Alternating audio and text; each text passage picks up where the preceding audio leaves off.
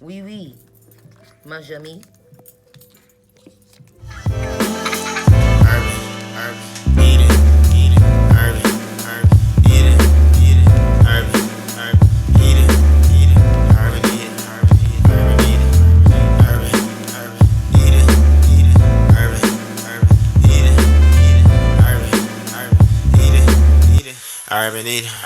Urban. Peace, guys. Hope everyone is doing well. It's Taryn with Urban Eden. And I just wanted to make a video pretty much to talk about some tips for makers and product based businesses. Because a lot of people send me messages or ask me questions about how to start a product based business and any tips that I might have. So I just wanted to share some of my tips in an overall video so that you guys can have a place to reference to. When I consider like tips for creating products or even to get started, I think one of the first things that comes to my mind is to be focused. Be focused on what you want to do in particular. If you're going to focus on hair, if you're going to do hair, skin, and nails, if you're just going to focus on nails, if you're just going to focus on skin, or whatever product it is that you might want to create, you need to focus on that. Say, for instance, when I first started my business, I was also making jewelry. When I started making my soap business, I was making jewelry as well. And I knew that I had to stop making jewelry and pretty much focus on soap because that was my one thing that I wanted to perfect.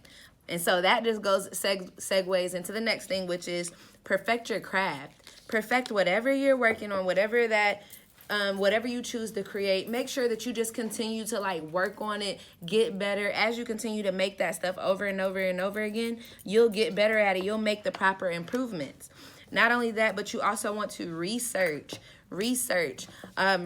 different things that are going to help improve your products that you're making, and you want to be knowledgeable about the products that you're making as well. So you want to definitely come correct because people are going to be asking you questions about your product. They're going to want to know certain things. You are the expert here.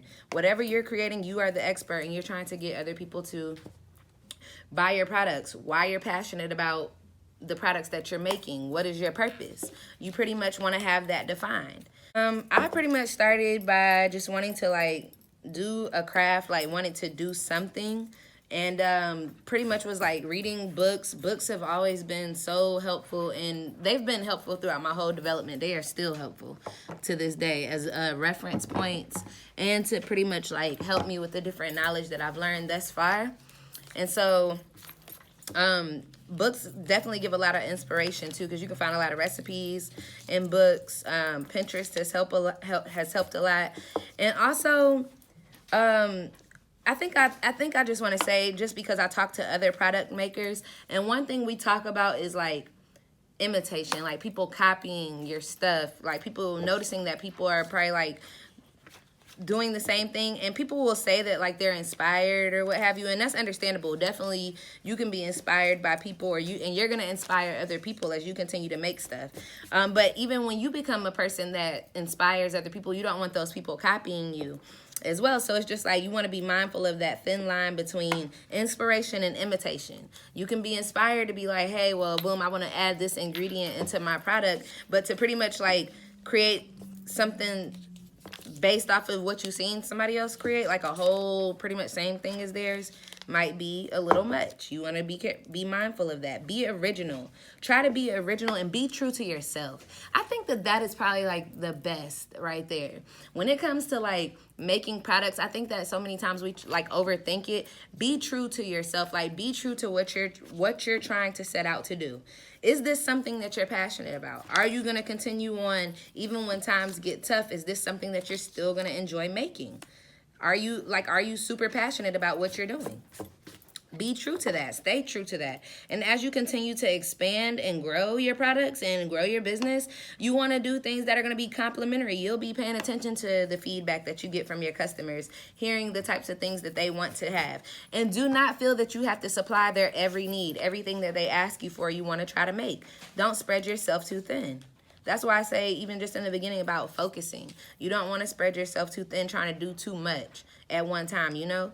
I think it's just fine to take your time. Like, I've had my business for a couple of years, and we do a couple of other products, but it's like I don't just like rush to put out a bunch of products at one time. And I think that people actually appreciate when you kind of don't put out a bunch of products at one time, because it keeps them like wanting more. And when you actually do come out with something, then I feel that you get like really good response when you release certain things as time goes on. And it also works better on your pockets too.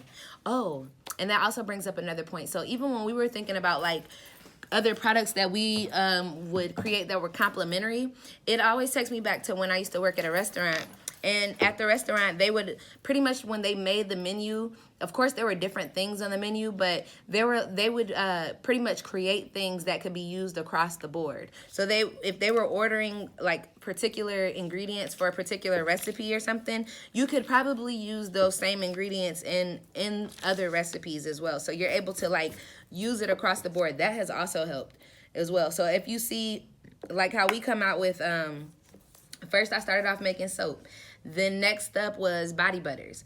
And to make my body butters, I pretty much use plant butters and plant oils, which is what I use to make my soaps as well. So you're able to use that across the board, and you're able to service all of your products with the same ingredients, or with similar ingredients at least, so that you're able to use it across the board. So that helps financially, and it helps with how to come up with complementary products as well.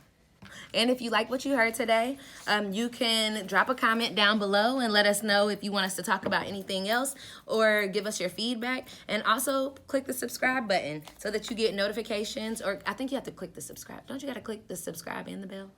I think something like that. Oh. And click the subscribe button to subscribe to our channel and get more information on future videos that we'll put out, just in relation. I just been getting a bunch of questions on Instagram, and I see that like to have like that one reference point for everybody to come back to, where I just answer you guys questions, because I get a lot of the same questions. I think it just helps. So if you guys got anything else, let me know. Like and subscribe.